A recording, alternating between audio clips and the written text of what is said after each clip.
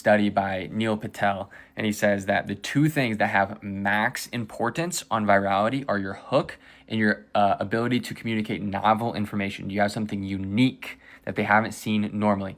We're starting to get there with posture. Be nice, not pushy, decent uniqueness.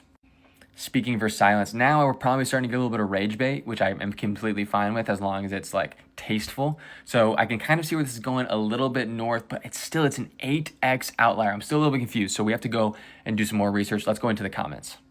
Okay, this is where stuff starts to get weird. We have one person talking about the purse, one person talking about the bag, another person talking about the bag, someone being mean, another person talking about the outfit, another person down here talking about the bag. Again, bag, purse, bag. What does this person say? This person doesn't make sense. Okay, so this needs to be a tip for us. This needs to be like, hey, we just got a hint that maybe something is off. Maybe it wasn't actually the video that made this go viral, but maybe through the comments, something else made it go viral, and it could be this bag according to our calculations. So what we're gonna do is we're gonna go to our desktop. We're gonna copy and paste all of the comments into ChatGPT, and we're gonna put this prompt in. It's gonna be this prompt right here. Give percentage to the category of comments in this comment thread, like about the bag, about the outfit, about the content, encouragement, etc. All we're trying to do is say, hey, out of these 1,000 comments, how many were about the bag? How many people were asking questions? How much was it just encouragement? How much of it was rage bait, whatever. We just need to get our pulse and a little sensitivity to what's going on in the comment section. And then we copy and paste the whole thread. This is a massive thread right here that I just copy and pasted, and watch what it gives us. Okay, it gives us all of our categories: about the bag, about the outfit, about the content, about the encouragement, criticism, posture, etc. In this, we have found our culprit. What made this video go viral? 40% of the comments were about a bag. 20% were about the outfit. Only 13% were actually about the content. So if we add up these two things that you cannot replicate, okay? You cannot make a video of you sitting at your desk talking about the three things that you were not taught as a woman in finance and go viral unless you have the exact same pink suit as her, unless you have a Birkin bag that you can walk down the street and keep it open on, okay? So we have learned through this data that we have just mined from the comments that this is not a video that we can actually replicate. And we're gonna actually waste our time if we try to replicate this video. This is the importance of analyzing content, okay? We can't just look at a video, let me copy it. We have to understand what actually made this video go viral, and one of the easiest ways to do it is by looking at the percentage of the comments. 60% of the virality of this video was from things that you cannot replicate, so don't make this video. You have to be more thoughtful about this stuff, guys, but I believe in you. I believe in you. All right, the number one reason that you suck at monetizing has nothing to do with your funnel, your offer, what you should be selling. It has everything to do with your niche. So we're going to break down how to find a great monetizable niche. I think it might piss some of you off. Okay, let's get into it. It also helps for rebranding too. Number one, you have to understand that most of your problems are because of the passion trap. You've chosen a niche that you want to make content about, but it might not be a niche that financially rewards you. This is extremely common. It's not necessarily your fault, but it kind of is your fault.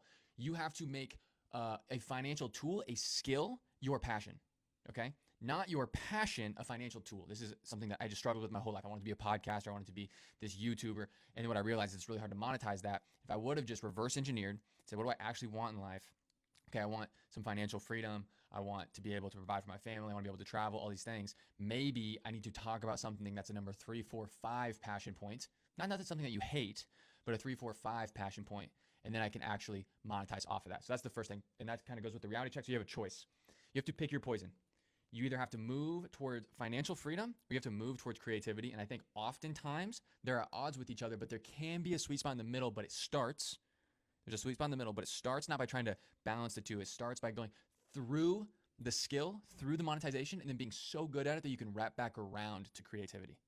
Okay, Steve Jobs in a dream world probably doesn't care about designing computers, stuff like that. In a dream world, he probably would have wanted to paint, or he was an artist, right? He wanted to do more of these artistic things, but instead what he did is he went through the process of becoming a great CEO of a computer company and then wove his creativity back into it. But you have to become an expert in your craft first before you can weave creativity back into it. Okay, so what is the fastest route to monetization? That's what we're about to answer here. It's the money reality. You have to sell expensive services that are going to help people make money. Expensive services that are going to help people make money. That is the number one way to actually monetize. It's not a $50 school community. It's not brand deals. It's not affiliate links. We'll get into it a little bit more. And remember, you can love your niche after it pays you. It feels so good. You find purpose whenever you're making a little bit of money and you feel like you're at the top of your game. Okay, that's where you start to find that sweet spot. Don't be emotionally connected to some of that bottom gaming, singing, music, stuff like that. Not always. It depends on the person and your goals. All right, let's get into it. This right here is probably the most important graph you will ever see in your life. Not actually, but it's up there. Up and to the right is the best monetization. So this is where we're going to monetize the best. This is where it's going to be almost impossible to monetize. It's going to be extremely, extremely difficult. Down here is the second best. Okay, we're going to be able to monetize a decent amount. And here, it's going to be hard to monetize, but it's still at least possible. And I want to just explain something real quick. Right here, this pocket, if you have 10, 15,000 followers, you can make $100,000 in a month. Okay? If you're in this niche and you have 10 to 15,000 followers and you do it right, you can make 6 figures a month. If you're in this niche and you have 10, 15,000 followers, you can make $10, $20, $30,000 a month. I've seen this happen hundreds of times, and I'm not over exaggerating. Whenever I say hundreds of times, I literally mean hundreds of times. In this niche, you don't start getting real monetization until you get to 100,000 followers. Then you can maybe make $10,000 a month because there's exit velocity up in this corner. And down here, you have to have a piss ton of followers to make a decent amount of money. You basically just doing this as a hobby, and it's not gonna be great. So let's break it down. Up on the y-axis or the x-axis is connected to money. You help people make money. Okay, if they give me $1,000, the goal is that they get $5,000 in return. Okay, they can say I'm going to get an ROI on this. And then to the right is I can provide a high ticket service. I could trade my time for money. I know most of you guys are like, oh, I don't want to trade my time for money. It's not scalable. 99.9% of you should not be caring about scalability. You can start talking, you can come to me and DM me about scalability whenever you're hitting $20,000, $30,000 a month and you're already working 40, 50, 60 hour weeks. Until then, just like do things that aren't scalable. I'm sorry. So able to provide a high ticket service where you're trading your time for money for really expensive rewards or earnings. Over here, we're not providing a service. We can't trade our time for money. It's maybe a product or it's entertainment value. And then down here, we're not connected to money. So no one's going to actually make money off of this. It might just be a lifestyle increase or whatever. So up and to the right, you can see we have tax consulting, AI agencies, sales teams. If I pay my tax consultant $1,000, the goal is he makes me $5,000. Okay, down and to the right, we can still provide a high ticket service, but it might not make the money. Maybe it's a custom cabinet, it's plumbing or travel planning. Hey, we're going to book you this trip. You're going to save some money on your trip to Ibiza, but it's not necessarily an ROI. And we can still charge really high. We can still charge thousands of dollars up here. Over here to the top left, we're quote unquote connected to money. We're going to help people make money, but we can't really provide a high ticket service. Okay, so this is fitness. You know, hey, you can pay me $100 and you might have a more fit life. Theoretically, you could be improving their lifestyle.